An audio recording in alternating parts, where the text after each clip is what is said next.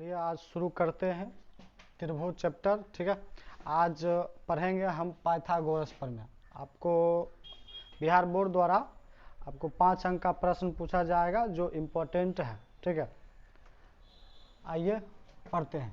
तो क्वेश्चन रहेगा आपका, पाइथागोरस प्रमेय को सिद्ध कीजिए या पाइथागोरस प्रमेय को लिखकर सिद्ध कीजिए। तो पाइथागोरस का प्रमेय जो कहता है वो कहता है कि किसी समकोण त्रिभुज में कर्ण का जो वर्ग होता है वो शेष दो भुजाओं के वर्ग के योग के बराबर होता है। यानी कि अगर कहा जाए कि मान लेते हैं अगर ए बी सी एक समकोण त्रिभुज है तो समकोण के सामने वाला भुजा होता है कर्ण और ये शेष नीचे वाला को हम मान लेते हैं आधार और इसको मान लेते हैं अगर लंब। तो कहेगा कि कर्ण का वर्ग जो होगा वो शेष दो भुजावस्था एगो आधार एगो लंब इसके योग के वर्ग के योग के बराबर होता है। यानी कर्ण का वर्ग शेष दो भुजाओं के वर्ग के योग के बराबर होता है। चलिए आज इसी को हम लिखते हैं और सिद्ध करते हैं। तो लिखना है कि किसी समकोण त्रिभुज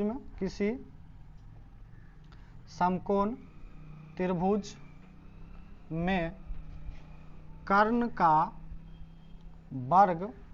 जब हम वर्ग करेंगे तो शेष दो भुजा बच जाता है, एक होता है आधार एक होता है लंब। शेष दो भुजाओं के वर्ग के योग के बराबर होता है। यानी कि अगर मान लेते हैं बी से एक त्रिभुज है तो कर्ण का जो वर्ग होगा ये दोनों शेष दोनों भुजाओं के वर्ग के योग के बराबर होगा। तो आइए चलते हैं, थोड़ा सा अच्छा चित्र बना लेते हैं इसको सिद्ध करने के लिए। ठीक है, तो ये हमारा हो गया चित्र। ए बी सी एक समकोण त्रिभुज है जिसमें बी क्या है, समकोण है और सामने वाला भुजा अभी बताया है क्या होता है कि कर्ण होता है। तो सिद्ध करने के लिए हमें चलते हैं, पहले दिया है लिखना पड़ता है। दिया है क्या दिया है, तो हमें ए बी सी एक त्रिभुज है। ए बी सी एक कौन सा त्रिभुज है, ए बी सी एक समकोण त्रिभुज है जिसमें कोण बी जो है वो समकोण है। कोण बी क्या है, समकोण है। हमें सिद्ध करना है क्या सिद्ध करना है, तो कर्ण का वर्ग शेष दो भुजा के वर्ग के योग के बराबर होता है। इसमें से हम थोड़ा सा क्या कर लेते हैं, रचना कर लेते हैं। यानी कि बी से AC पर लंब डाल लेते हैं। बी से AC पर लंब, या इसका नाम डी रख देते हैं। तो थोड़ा रचना किए हम, रचना क्या किए हैं कि BD लंब AC खींचा। BD लंब क्या खींचा, AC खींचा। तो आइए हम सिद्ध करते हैं, प्रमाण से चलते हैं। प्रमाण में क्या कहता है, तो पहले चलेंगे त्रिभुज ADB में। त्रिभुज ADB तथा अब पूरा त्रिभुज जो कि हमारा क्या है, त्रिभुज ABC। हमेशा याद रखें कि समकोण वाला जो होगा वो शीर्ष उसको कहाँ रखेंगे, बीच में रखेंगे, इसलिए ठीक है। तो चलते हैं इसमें चलेंगे तो हम जानते हैं कि इसमें कोण ADB जो है, कोण ADB जो है वो कोण ABC के बराबर है जो कि प्रत्येक 90 डिग्री का है। और इसमें से एक भुजा और है, एक भुजा क्या है कि AB जो भुजा है वो ADB में भी है और AB जो भुजा है वो ABC त्रिभुज में भी है। दो, क्योंकि ये हो गया दोनों में कॉमन, तो बराबर तो हम लिख सकते हैं, तो इसलिए इसे कहते हैं उभयनिष्ठ। कॉमन यानी उभयनिष्ठ हिंदी में बोलते हैं। ठीक है, तो यहाँ से अगर किसी त्रिभुज के एक कोण और एक भुजा बराबर होता है तो वो त्रिभुज क्या होते हैं, समरूप होते हैं। ठीक है। तो समरूप जब हो जाएंगे यानी कि त्रिभुज ए डी बी समरूप त्रिभुज ए बी सी, ये दोनों त्रिभुज क्या होंगे, समरूप। आप लोग थेल्स प्रमेय पढ़े होंगे, ठीक है, नहीं पढ़े हैं तो आप सर्च कीजिए और हमारा वीडियो चैनल पर होगा, देख लीजिए। यानी कि ए डी बी समरूप हो गया ए बी सी। अब ए बी सी और ए डी बी जब समरूप हो जाता है तो इनके संगत भुजा के अनुपात जो होते हैं बराबर होते हैं। यानी कि अगर बात कर लेते हैं पहले ए डी बी त्रिभुज की, तो पहले लिखाएगा ए डी बी वाला त्रिभुज। तो ए डी बी में ए डी जो है लंब है, ए डी क्या है, लंब, और ए बी सी में क्या है, ए बी लंब है। यानी कि ए डी बटा ए बी बराबर होगा किसके, यहाँ पर अगर दूसर का बात करते हैं तो यहाँ पर ए सी क्या है, कर्ण है, और ए डी बी के लिए कर्ण क्या है, ए बी कर्ण है। यानी कि यहाँ पर हम लिख सकते हैं ए बी बटा ए सी। यानी कि अगर हम ए डी बी में चले तो ए डी बी के लिए समकोण ये कौन हुआ, तो ये क्या हो गया, कर्ण हो गया। तो ए बी क्या है, कर्ण है, और ए बी सी का कर्ण क्या है, तो ए सी क्या है, कर्ण है। तो ए बी बटा ए सी कोना कोनी मल्टीप्लाई करेंगे तो हो जाएगा हमारा ए बी का square equal to A D into A C. ये मान लेते हैं हम समीकरण फर्स्ट। चलते हैं अब आगे,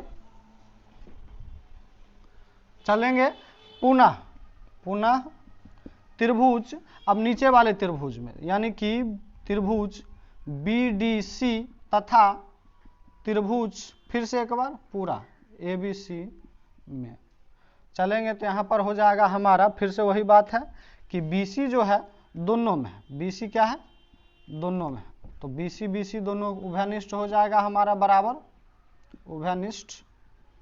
ए डी बी डी सी में भी बी सी है और ए बी सी में भी बी सी है, तो दोनों भुजा क्या हो गया, बराबर उभयनिष्ठ से।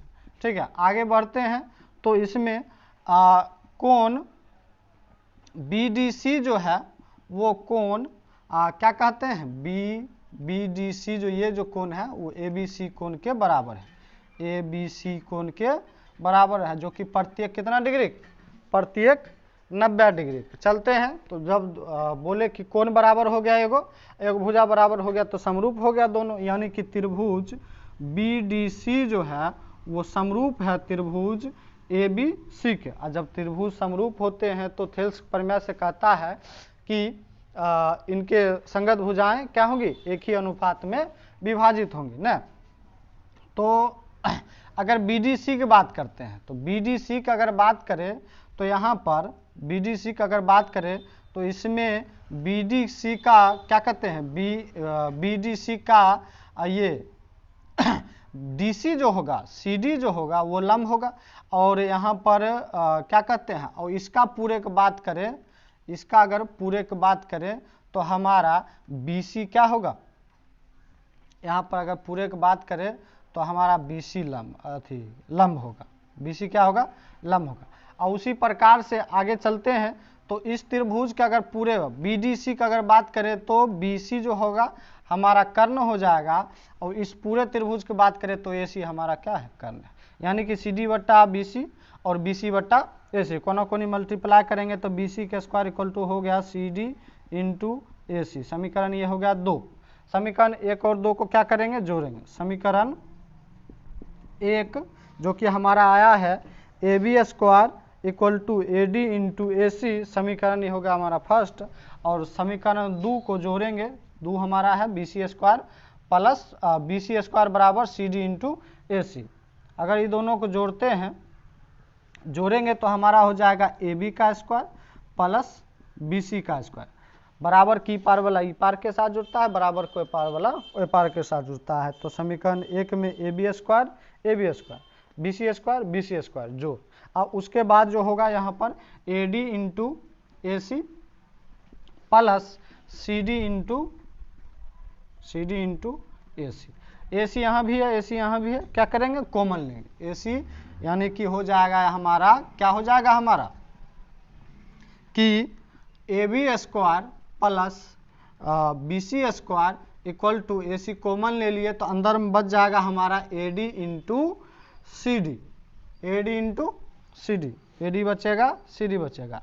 और AD और CD मिला के क्या बन जाता है, AC बन जाता है। तो हम लिख सकते हैं AB square plus BC square बराबर AC गुने AC, यानी कि कहाँ से आया ये AC, तो हम जानते हैं कि AD plus CD equal to क्या हो जाएगा, AC।